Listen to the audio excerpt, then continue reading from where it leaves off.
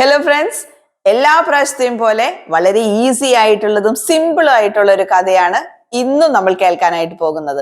കഴിഞ്ഞ പ്രാവശ്യത്തെ വീഡിയോയിൽ നിങ്ങൾ സ്റ്റോറിയൊക്കെ കേട്ട് കഴിഞ്ഞപ്പോൾ അതിലുണ്ടായിരുന്ന വൊക്കാബുലറിയും ഗ്രാമറും എല്ലാം നിങ്ങൾ ശ്രദ്ധിച്ചിട്ടുണ്ടായിരുന്നോ? നിങ്ങൾക്ക് അതൊക്കെ മനസ്സിലായോ? എന്തൊക്കെയാണെങ്കിലും കോമന്റ് ബോക്സിൽ ഇതൊന്നും പറയാനായിട്ട് മറക്കരുത് കേട്ടോ. അപ്പൊ നമ്മളുടെ കഥയിലേക്ക് നമ്മൾ കടക്കാണ്. ഇന്നത്തെ നമ്മുടെ കഥ ഭയങ്കര രസകരമായ ഒരു കഥയാണ്. ഒരു നായ്ക്കുട്ടിക്ക് ഒരു എല്ല് കിട്ടിക്കഴിഞ്ഞപ്പോൾ ഉണ്ടായ സംഭവ വികാസങ്ങൾ, അവൻ എന്താണ് അത് ചെയ്തത് എന്നുള്ള കാര്യമാണ് ഇന്നത്തെ കുട്ടി കഥയിലൂടെ നമ്മൾ കേൾക്കാൻ പോകുന്നത്. The dog and the bone. In a small town, there was a greedy stray dog. ഒരു ചെറിയ ഒരു ടൗണില്, ഇതുവരെ നമ്മൾ എന്താണ് വില്ലേജിലെ കാര്യങ്ങളാണ് നമ്മൾ പറഞ്ഞുകൊണ്ടിരുന്നത് അല്ലെ. ഇപ്പൊ ഒരു ചെറിയ ടൗണിലെ കാര്യമാണ് പറയുന്നത്. സോ ഒരു വില്ലേജിൽ ഒരു ടൗണിൽ, ഒരു സ്മോൾ ടൗണില് ഒരു ഗ്രീഡി ആയിട്ടുള്ള ഒരു സ്ട്രേ ഡോഗ് ഉണ്ടായിരുന്നു. ഗ്രീഡി എന്ന് പറഞ്ഞിട്ടുണ്ടെങ്കിൽ ആർത്തിയുള്ളത്, എന്ത് കണ്ടാലും വേണം വേണം വേണം എന്ന് ആഗ്രഹിക്കുന്ന ആൾക്കാരെയാണ് നമ്മൾ ഗ്രീഡി എന്ന് പറയുക. Greedy stray dog. സ്ട്രേ എന്ന് പറഞ്ഞിട്ടുണ്ടെങ്കിൽ തെരുവിലൊക്കെ ഇങ്ങനെ നടക്കുന്ന, അലഞ്ഞു തിരിഞ്ഞ് നടക്കുന്ന തെരുവ് പട്ടി, അതിനെയാണ് നമ്മൾ സ്ട്രേ ഡോഗ് എന്ന് പറയുന്നത്. So one day he got a juicy bone from a butcher shop.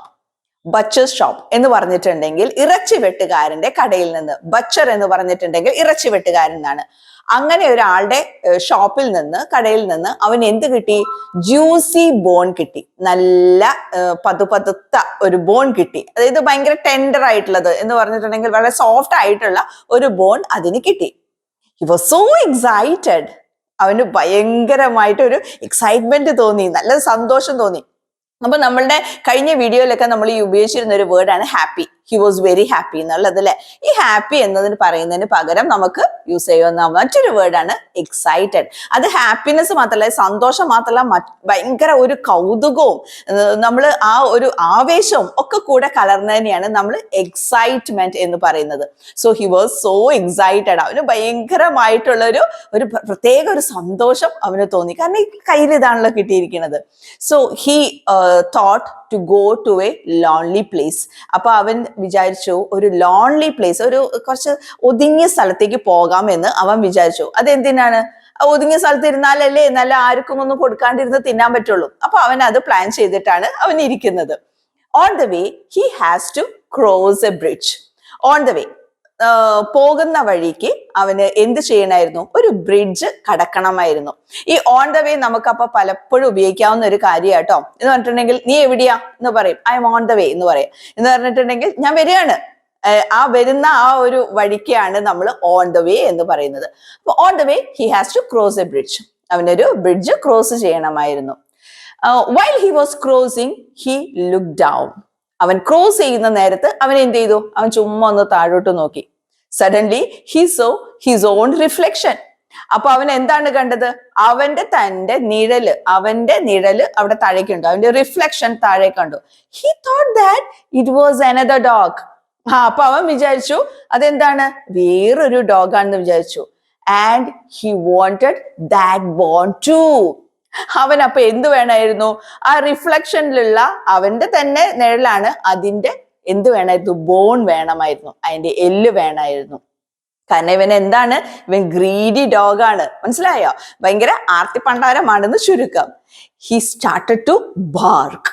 അപ്പൊ അവൻ എന്ത് ചെയ്തു? അവൻ ബാർക്ക് ചെയ്യാനായിട്ട് ആരംഭിച്ചു, തുടങ്ങി. കാരണം എന്താ? അവനൊന്ന് പേടിപ്പിക്കണേ, അതിന് വേണ്ടിയിട്ട്. And when he opened his mouth, the bone fell into the water with a splash. അപ്പോ അവന്റെ വായ അങ്ങോട്ട് തുറന്നതും എന്ത് പറ്റി? അവന്റെ കയ്യിലുണ്ടായിരുന്ന ബോണ് താഴേക്ക് ബ്ലും എന്ന് പറഞ്ഞിട്ട് അങ്ങോട്ട് വീണു. ഒരു സ്പ്ലാഷോട് കൂടി വീണു. ഒരു എന്തെങ്കിലും നമുക്കറിയാലേ, ഒരു വെള്ളത്തിൽ നമ്മൾ എന്തെങ്കിലും ഒരു കല്ല് എറിഞ്ഞിട്ടുണ്ടെങ്കിൽ അത് ബ്ലും എന്ന് പറഞ്ഞിട്ടാ പോവാ. അത് സ്പ്ലാഷ് ഉണ്ട്, അങ്ങനെ അങ്ങനെ അങ്ങനെ തെറിക്കും വെള്ളം. അപ്പൊ അത് അങ്ങനെ അങ്ങോട്ട് പോയി. At that time he understood that he has lost his bone. ആ സമയത്താണ് നമ്മുടെ ആശാന് മനസ്സിലായത്. എന്ത് മനസ്സിലായത്? ഈ ബോൺ പോയി, അവന്റെ കയ്യിലുള്ള ബോൺ പോയി എന്നുള്ളത് അവൻ അപ്പോഴാണ് മനസ്സിലായത്. And he went very sadly. അങ്ങനെ അവൻ എങ്ങനെ പോയി? ഭയങ്കര സങ്കടത്തോടു കൂടി അവൻ അവിടെ നിന്ന് പോയി. അപ്പോ ഈ സ്റ്റോറി നിങ്ങൾക്ക് മനസ്സിലായല്ലോ. ഇത് നല്ല രസമുള്ള, ഭയങ്കര സിമ്പിൾ ആയിട്ടുള്ള ഒരു സ്റ്റോറിയാണ്. അപ്പൊ നിങ്ങൾ എന്താണ് ഇനി ചെയ്യേണ്ടത്? എന്താ വേണ്ടത്? യെസ്, ഇതൊന്ന് പറഞ്ഞു നോക്കണം. നിങ്ങൾ സ്വന്തമായിട്ട് ഇത് എത്രത്തോളം നിങ്ങൾക്ക് പറയാൻ പറ്റുമെന്നുള്ളത് ഒന്ന് നോക്കി നോക്കുക. ഇതിലത്തെ വാക്കുകൾ എന്തെങ്കിലുമൊക്കെ ഉണ്ടെങ്കിൽ ഒന്ന് എഴുതി ഒന്ന് നോട്ട് ഡൗൺ ചെയ്ത് വെക്കുക. നിങ്ങൾ ഈ ഓരോ വീഡിയോയിലും ഉള്ള സ്റ്റോറീസ് കേട്ടിട്ട് അതിലത്തെ അറിയാതെ നമുക്ക് ഏതെങ്കിലും ഒരു വാക്ക് അറിയുന്നില്ലെങ്കിൽ അതൊക്കെ ഒന്ന് നോട്ട് ഡൗൺ ചെയ്ത് വെച്ചിട്ട് നമ്മൾ അതൊന്ന് പറഞ്ഞു നോക്കുക. അതൊന്ന് കണക്ട് ചെയ്തൊക്കെ ഒന്ന് പറഞ്ഞു നോക്കുക. നിങ്ങൾക്ക് കുറച്ചും കൂടെ അങ്ങോട്ട് കഴിഞ്ഞു കഴിയുമ്പോൾ ഏത് കാര്യവും ഭയങ്കര നല്ല ഭംഗിയായിട്ട് സംസാരിക്കാനായിട്ട് പറ്റും. ശരിക്കും നമ്മൾ ഈ സ്റ്റോറിയിലൂടെ അങ്ങനെയാണ് നമ്മൾ മനസ്സിലാക്കേണ്ടത്. നമ്മൾ ശരിക്കും പറഞ്ഞ ഒരു സംഭവമാണ് പറയുന്നത്. അപ്പൊ നമ്മളുടെ ജീവിതത്തിൽ ഇതുപോലെ ഒരുപാട് കാര്യങ്ങൾ നടക്കുന്നുണ്ട് അല്ലെ? അപ്പൊ നമുക്കത് പറയണമെന്നുണ്ടെങ്കിൽ എന്ത് വേണം? വാക്കുകൾ വേണം, അതിന് സെന്റൻസ് സ്ട്രക്ചേഴ്സ് വേണം. അപ്പോ ഈ കഥകളിലൂടെയാണ് നിങ്ങൾക്ക് അതെല്ലാം കിട്ടുന്നത്. അപ്പോ എല്ലാവരും ഇതൊന്ന് ട്രൈ ചെയ്ത് നോക്കുക.